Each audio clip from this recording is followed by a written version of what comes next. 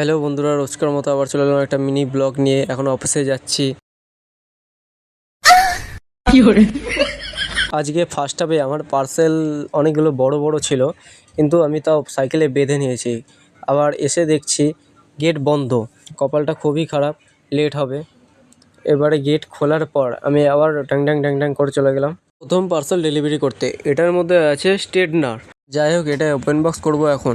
এটা open box delivery ছিল, কিন্তু কাস্টমারের বাড়িতে যখন এসেছি কাস্টমার বলছে এই পার্সেলটা আমার 2 দিন পরে আসার কথা ছিল, কিন্তু আজকে চলে এসেছে। আমি কাস্টমারটাকে বললাম যে হ্যাঁ, ফ্লিপকার্টে কোনো সময় পার্সেল 2 দিন আগেই পাঠিয়ে দেয়, এটা আপনাদের খুবই সুবিধা হয়, তার জন্যই ফ্লিপকার্ট এই সুবিধাটা করেছে।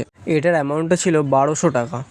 সামনে যে বড় ডাব্বাটা নিয়েছি, এই দেখো, এটা হচ্ছে ওপেন বক্স ডেলিভারি ছিল। আমি ভেবেছিলাম একটা আছে, কিন্তু এটার মধ্যে দেখছি লাস্টে 2টো। এর পরের পার্সেলটা আছে রুটি মেকার, যেটা আমি এখন ওপেন বক্স করছি।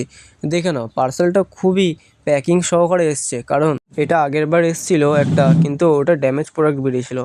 এইবারেরটা প্যাকিং সহকারে এসছে।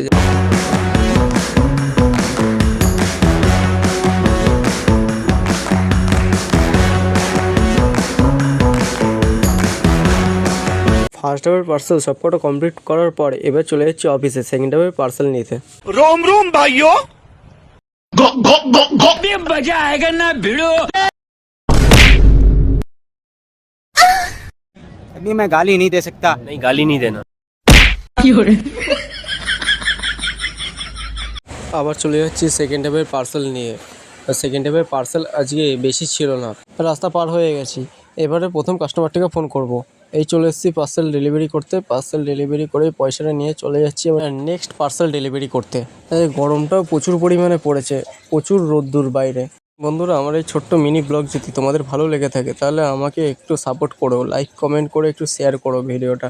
দেখো, যেতে যেতে সন্ধে হয়ে গেছে, আমাদের প্রায় বাড়ি যেতে যেতে এরকম সন্ধে হয়ে যায়। যাই হোক, টাটা, বাই বাই।